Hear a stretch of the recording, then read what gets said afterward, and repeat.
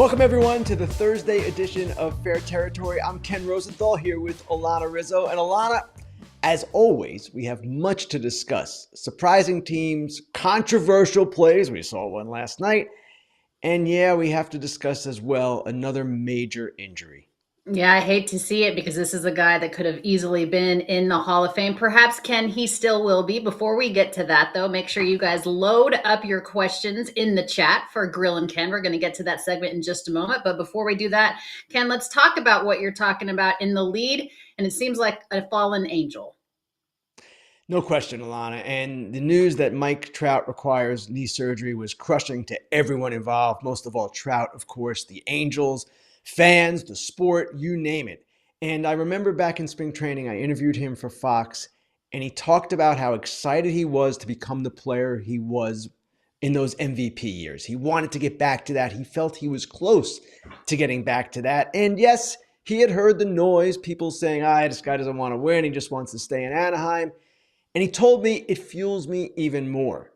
Now, I wrote again today about Trout, and obviously I had to address the issue of the day. And frankly, it seems to me now it becomes even more difficult for a trade to ever take place. It was always going to be difficult. One, Mike wants to stay, or has said he wants to stay. The owner, Artie Moreno, doesn't want to trade him. He didn't trade Ohtani, and would would definitely not be willing to kick in a lot of money to move his franchise player off his roster. So all of these things were working against it. But in spring training, I did sense a growing impatience. If you remember that first press conference, he said he was pushing the front office to make free agent additions. And he has said all along, he wants to win. He was energized by the WBC because he was playing in such meaningful games. This is a guy who has not appeared in the playoffs since 2014. He has never won a playoff game. He is going to the Hall of Fame, Alanna, and rightly so. And there is so much that we all love about Mike Trout. His earnestness, his loyalty. But as I wrote, to me, and I know not to all fans, but certainly to some fans out there, this is a shame that he is not, at this point, getting to the level where we would like him to be, where he would like to be. He's going to be 33 in August, and yet he's facing another fairly lengthy recovery here. And I wonder too, Ken, if this kind of taints the legacy of what Mike Trout could have been. It almost likens itself to maybe a Ken Griffey Jr. type of comp in terms of obviously both MVPs, great players, future Hall of Famer and Mike Trout. Ken Griffey Jr. is already there. Do you see any similarities between Mike Trout and the kid? I do. And Alanna, throughout baseball history, there have been players whose careers have been cut short due to injury that could have been even greater than they were. Now, Trout's career is not over. We all know that. And there is a non-zero chance that he eventually comes back, finishes the season strong, and yes, becomes that player that he was during the 3 MVP years, the 11-time All-Star years. But at the same time, he is getting older. It doesn't get easier. But yes, he will be remembered, at least at this point, in part for his injuries. But no one should forget what this guy was and was just weeks ago in this early part of the season. He was headed toward a season that looked like it could be, 40, 50 homers, 30 stolen bases. He was again running. So the story is not over. It needs to play out still. But there's just so much about this that kind of makes you sad because Well, he wants more, the sport wants more, fans want more, and hey, injuries happen. and I think it makes it worse, Ken, that he didn't know how it happened and that he was off to such a great season. When you're looking at the numbers so far, 5, 6 weeks into the year, you're thinking, man, maybe this is another MVP type of season for Mike Trout. And nobody bothers it more than Mike Trout. I mean, look at the press conference when he was addressing the media. I mean, he was really having a tough time holding back tears. And I know that there was a comment here on Fair Territory. We appreciate the conversation, you joining us, that yeah, but he's still making over 400 million. Mike Trout would do what he's doing for free. And he loves the game. And the fact is, nobody takes this harder than the player that's injured. That's Mr. Classic saying, but he's still making over 400 plus million. Yes, of course he is, but there's not that many people on the planet that can do, Ken, what Mike Trout can do. And again, there's always that caveat and that asterisk when healthy. I understand fans saying that, yeah, he's rich, he's richer than any of us will ever be. But as hard as this might be for certain people to understand, that is not what drives these guys. What drives these guys, once they are financially secure, and that comes, of course, in many ways, what drives them is winning. And it drives Mike Trout as much as it drives anyone. The one criticism that I cannot stand of him is that he doesn't care about winning. If he cared about winning, he goes somewhere else. I frankly believe that if he had stayed healthy in this particular case, he was getting closer to the point where he would want to go somewhere else. And I would imagine it's crossed his mind now a few times, and maybe even more so in these past few days when he realized that this is going to be more difficult now in every way. But at the same time, Alanna, you're absolutely right. It is about the money. I will never say it's not about the money for players. Yes, of course they want to make as much money as they can, but once they are established, they want to win. And you know what? I don't fault the players because there's not a person on this planet, Ken, that wouldn't take 425.6 Correct. million or whatever the heck it was that Mike Trout is getting. But there's only certain people that can do what Mike Trout can do. Moving on from, of course, the fallen angel, let's speak and give credit to the Boston Red Sox and their stellar staff. This is a group of guys that I never would have thought would be in this position. And three-fifths of their starting rotation, Ken, is on the IL, yet they're getting the job done. Alanna, four-fifths, if you count Giolito, it's amazing what they're doing. And hey, mea culpa. Me, guys like me, spent the entire offseason criticizing the Red Sox for not adding starting pitching. Well, I want people to look at the rotation ERA standings as of right now and see where the Red Sox stand in rotation ERA without four of their five starters, because it's rather amazing to see not just that they lead the league. Oh, they lead the majors with the 2.03 rotation ERA. They lead it by almost a half run per nine innings. And then the next closest team, the Royals, is almost a full run per nine innings behind them. So it's Red Sox, Phillies, Royals, but the Red Sox with this massive lead. Now, what's so interesting about this is that they brought in a new president of baseball operations, Craig Breslow, who, of course, was a former major league pitcher, pitching background, helped the Cubs design their pitching lab. Then they brought in a new pitching coach, Andrew Bailey. They're throwing fewer fastballs than any team in the majors. They are not getting pounded in the zone by opponents the way they were last year. Last year, they got hit really hard in the zone. Alex Cora has made note of this. So it's been a complete turnaround. And Alanna, I don't know if they're for real. Their defense is questionable. They've got injuries on the offensive side, too. And Trevor Story, the loss of him for the year, really hurts them in every way. But it's been incredible to see what they've done. They deserve a lot of credit for what they've done. And it just is another lesson about how humbling the game is from the media side. Because all of us experts said, oh, this team needs a starting pitcher. Now, maybe they still do. But man, for one month of the season, they've done really, really well. Yeah, look no further than what the A's are doing right now. Is it sustainable? Probably not, but I think the A's are playing a little bit better than what we had anticipated, and so are the Red Sox. Alex Cora, Ken, was on MLB Network earlier this morning talking about exactly what you said about the fact that these guys were kids a couple of years ago, and they've had to take their licks in the minor leagues, and now you have to learn quickly at the big league level. But to your point about not throwing a lot of fastballs, AC said that these guys are so much more confident in their secondary stuff that they have a lot of different things in their arsenal to use as an out pitch. He also said that they're learning on the job, but they're getting the job done. And he was asked about the suspect defense. That we know that the Boston Red Sox didn't have the best defense in the world last season. And of course, losing Trevor Story, who's supposed to slow that defense down, in Alex Cora's words, that's a big blow. But they did bring in, an outfielder to the middle of the infield. Of course, Devers is still there. They moved Bogarts last season. But for whatever reason, to your point, at least 5 to 6 weeks into the season, the Boston Red Sox are getting the job done. Now, that's a situation in that division where they're probably not going to win the division, but they have an opportunity to perhaps make the postseason as the wild card. I don't think the same can be said, Ken, for the AL Central. So let's talk about how tight that division is. And in my opinion, you're going to have to win it in order to get in. I would tend to agree with you, Alana, but I'm not totally convinced because these teams have started off so well. Hmm. Basically, yes, the AL East and the AL West are stronger. And yes, the wild cards, all three of them, should come from those divisions. But guess what?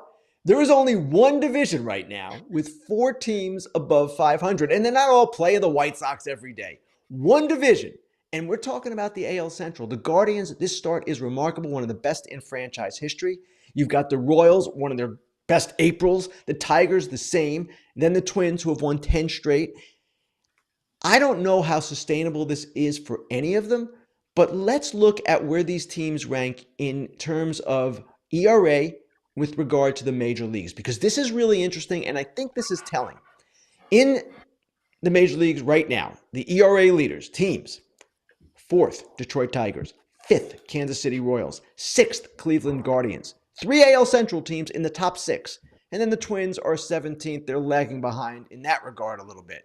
So these teams are pitching. Detroit's bullpen has been amazing. We saw a great start from Jack Flaherty the other day, a better one from Kenta Maeda last night. We've seen as well Kansas City with the guys that they've brought in, Lugo and Waka. They've really stabilized the rotation.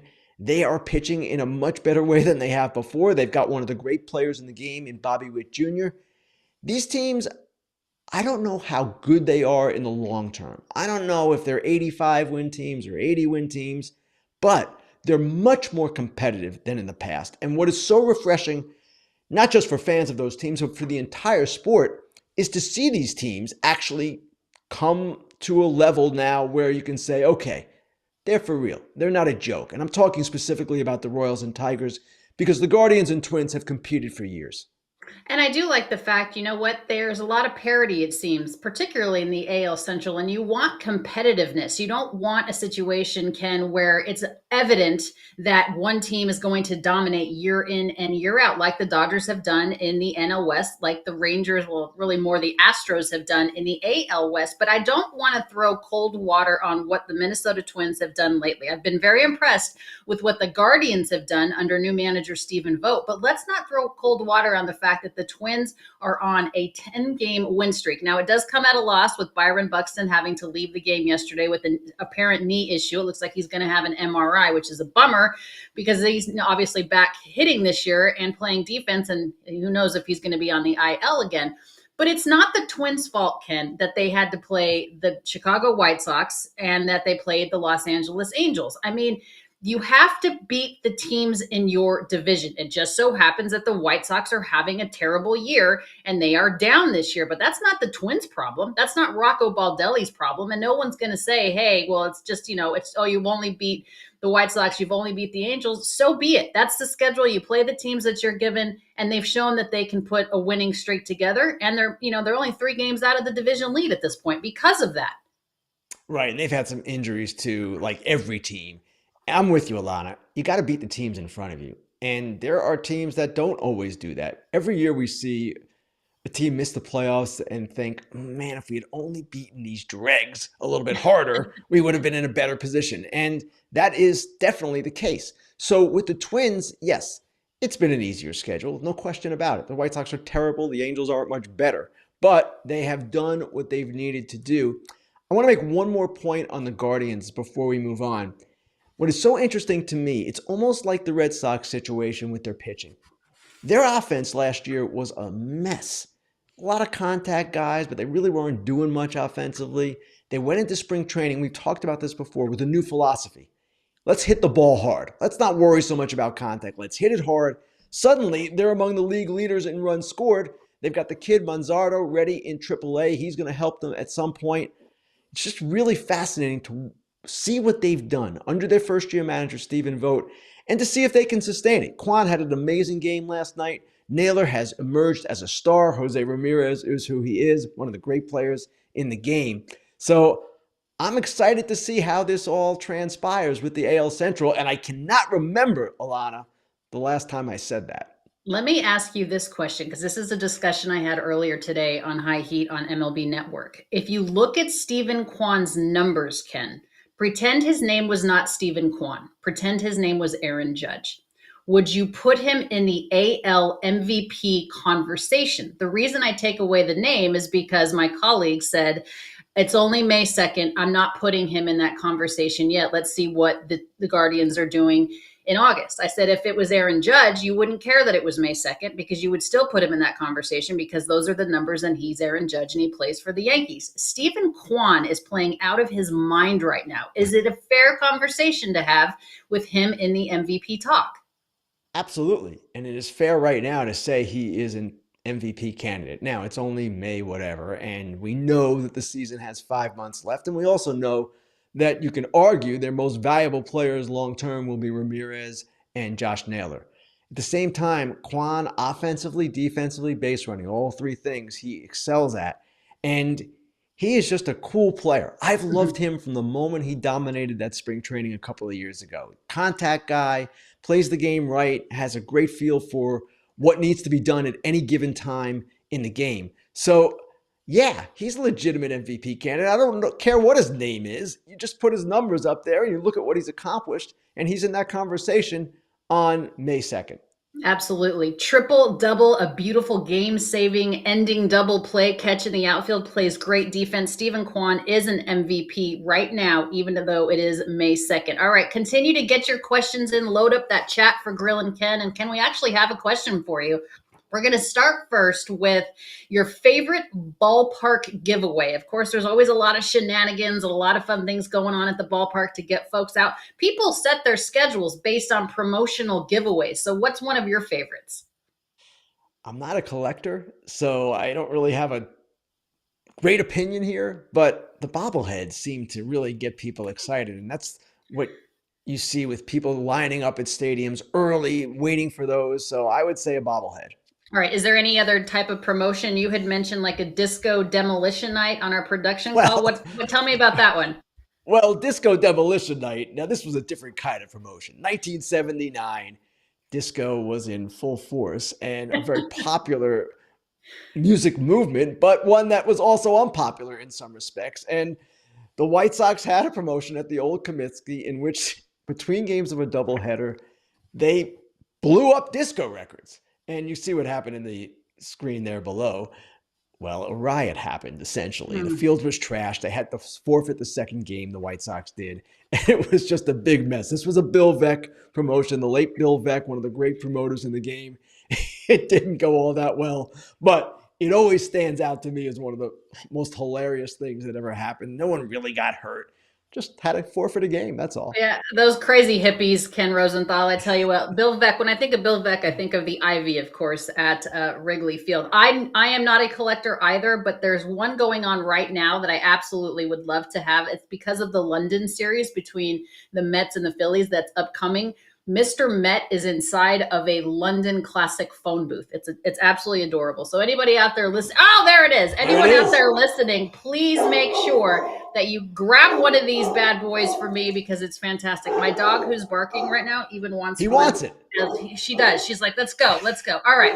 We're going to continue to load up the questions in the chat for Ken here on Grillin Ken. And the first one comes, Ken. It's regarding some Seattle Mariner outfielders. And the question again, we always get trade deadline questions for you. So Chris Healy wants to know, can Mariners have the pitching to stay in contention again, but they need a bat or two? Who may be available at first or in the corner outfield that would be trade deadline available for them? Chris, thanks for the conversation. Thanks for the question. Chris, I love the question too, and I'm actually working on something right now, trying to predict which teams might be surprise sellers. We know the Marlins are going to sell. We know the Rockies are going to sell. The A's probably. Those teams don't have much, at least that they're going to be willing to part with, that is of great value. The A's have some relievers, but I would imagine going to want to keep them. So it's a fair question to ask which first baseman might be available, but it's so early, it's hard to kind of get a gauge. I will say this. The Mariners know that they have a special opportunity here. They have one of the top rotations in the game, if not the top rotation in the game. Over the last 3 weeks, it has been. And they know that at some point they're going to need some more offense. And yes, first base is one area. Corner outfield would be another area. There will be players available, and they are a little thin with what they can trade as far as pitching, because I don't know that they can pair off anything from what they have and wouldn't want to, even an Emerson Hancock. But they will be aggressive, I believe, within reason, because they have been financially restricted. And they certainly are aware of the opportunity before them. I look at the Mariners sort of like the Phillies. The Phillies have not just starting pitchers who are really good, but guys who have been durable. The Mariners' track record of durability is not quite the same. They're younger for the most part, but I can see these guys still going in October pretty strong. Where with some other teams, you're not so sure, right? They'll be patching it together. You're not exactly sure what they will have. So I love the Mariners right now from a rotation standpoint, of course, and I'll Mhm. love them even more if they get some offense. I mean, that's what I was going to say. If the Mariners need anything, I doubt very seriously they're going to be sellers at the trade deadline. They could be buyers for a bat because they definitely have the starting rotation. All right, another question for you and Grillin Ken. This one involves Bobby Miller of the Los Angeles Dodgers, which, by the way, Walker Bueller is headed back to the starting rotation. This is from Shorb Shib. What's going on with Bobby Miller? Was supposed to start playing catch last week. Ken, they did move him back a bit. And this is interesting, too, because at first, when Miller went on the IL, Dave Roberts, the manager, said it's just a little smoke. Ken, perhaps the smoke is becoming more of a fire. You never know with injuries. And it's funny, early in my career, I had a colleague named Peter Schmuck. Yes, that was his name. And Peter's advice to me was always overwrite injuries. And what he meant was don't ever believe the club. Always expect that it's going to be longer than what they say. And in the Dodgers case, they have a number of options, right? They can do some things with the rotation. Bueller is coming back. They have others as well. They're going to slow play, in my estimation, every injury that occurs because they pretty much know they're going to the postseason. What they need to do, we all know, is succeed in October in a way that they have done only once, and that was in the shortened season in this particular era. So they're going to want everybody as healthy as they can be. So if Bobby Miller takes an extra 2 weeks, so be it. Now, the question obviously is there something greater going on there? And that's something I can't speak to right now. We don't know.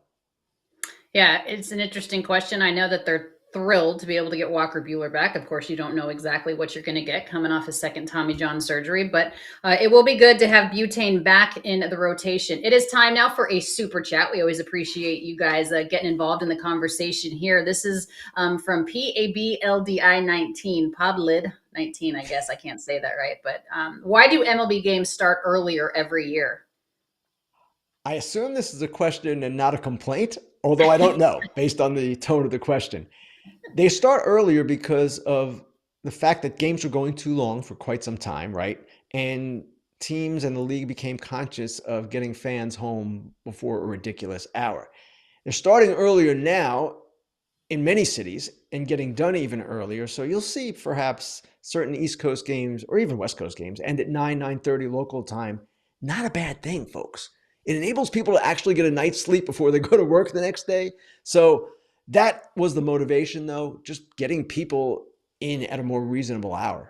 And I would imagine you can appreciate this too, being that you do a lot of television stuff for Fox. You do a lot of national games for them. I could do without the 20 after starts. Like if we could have a first pitch after, like a 6:05, 6:10 is great, but 6:20 or 6:40, enough with the 20-minute opens. But that's neither here nor there. That's not has nothing to do with the That's super just a chat lot of question. Rizzo, folks. That's just my opinion on on the game times. Okay, another chat for you, another question for you on Ken and Grilling Ken. Is it still not obvious that a six-man rotation would be the solution to the injuries with the arm so that it can still go full throttle? There are very few starters putting in 200 innings.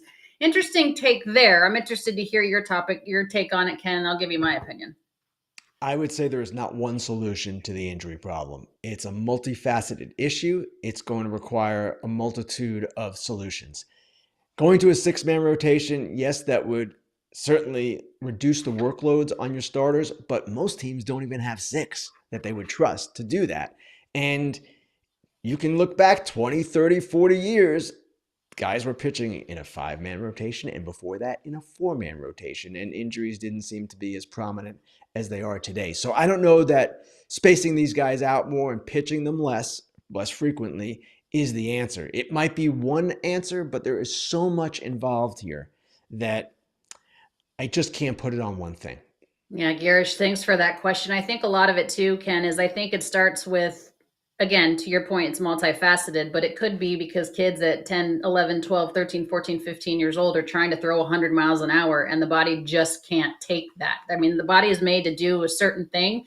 That's not necessarily it. All right, time now for our dude and our dork segment. We will start with a quick dude from you, Ken. Quick dude for me, the Oakland A's. Now, we have made these guys, not the players, not the coaches, the dorks, multitude of times. John Fisher, well, we've almost named the award for him. And of course, we've talked a lot about that. But this team is 15 and 17. They're in third place in the AL West. They're ahead of the Angels. They're ahead of the Astros. They're only 2.5 behind Seattle, the team leading the division.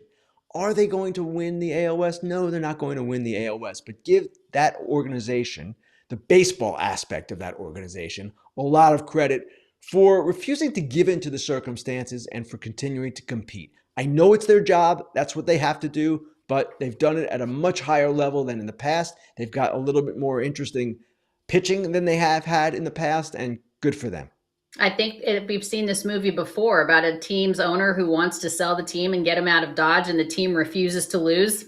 Maybe Major League. Major, it's the Oakland A's of 2024. All right, my dude is a guy that nobody knew who he was up until 3 days ago.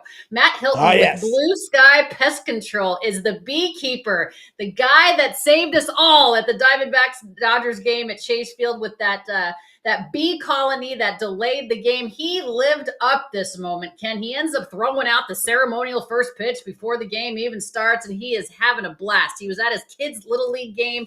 Good-looking guy, father of 4, saves the day. Hey, one more dude, honorable mention, a dudette, I should say. Sarah Langs, happy birthday. We're all thinking of you. All right, Alanna, let's get to the dork. All right, dork of the week is, I just want to know what you think about the play at the plate, the rule, catcher interference rule, block. It just seems like, Ken, that nobody really knows what's going on. Does the block the plate rule play in today's game? I believe it plays, and I'm perfectly comfortable with the rule. But last night there was a lot of confusion, and I guess we can call the dork the confusion element of it, the fact that no one had clarity on this.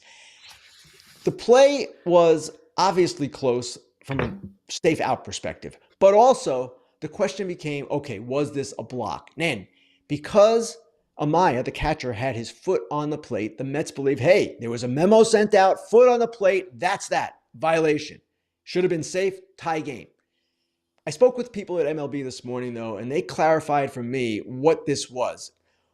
What this was, yes, he had his foot on the plate, but that is not a violation in itself. If you remember last year, there was a play with Jonah Heim in which they called a block when, yes, he had his foot on the plate or straddling whatever it was, but he really wasn't blocking the plate. There was a lane.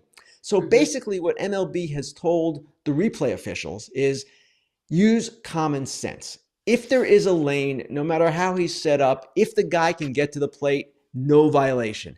And that's why last night was not described as a violation.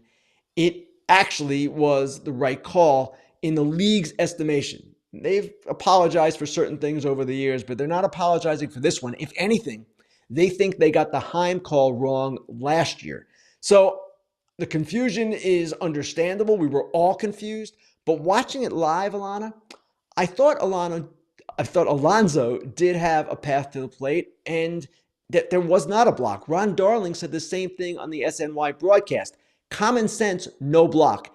The Mets want to cite a technicality. I get it. They're fighting for their lives there. But the way MLB has determined this rule now, it was not a violation. Yeah, it's interesting, though, when you have common sense when it involves human beings. It's an interpretation thing there, and there's always room for error when it comes to that. But we have a big foul territory coming up. Ken, Tarek Skubal of the Detroit Tigers is coming up. Austin Hedges is coming up. And I know that you're going to be back on Monday. Of course, your episode here of Fair Territory on Monday. Coming up, you are at 9:30 Pacific, 12:30 Eastern as well. So we appreciate everybody joining us today on Fair Territory with Ken Rosenthal. Again, if you like what we're doing, subscribe, like us, and don't forget, we appreciate BetMGM for all that they're doing.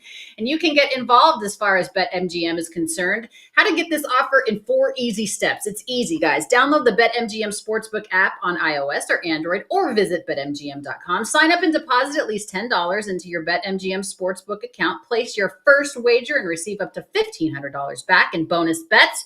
If the bet loses, if the bet does lose, your bonus bets will be available once your initial wager is settled. So that's going to do it for Ken Rosenthal. I'm Alanna Rizzo here on Fair Territory. Foul Territory is next with some special guests. Ken is back on Monday at 9:30 Pacific, 12:30 Eastern. Take care, guys. Have a great Thursday. Bye-bye. Hey everybody, be sure to like and subscribe for more content. Fair Territory airs each week, and we'd love for you to become part of our community. Here's another video you might enjoy. See you next time.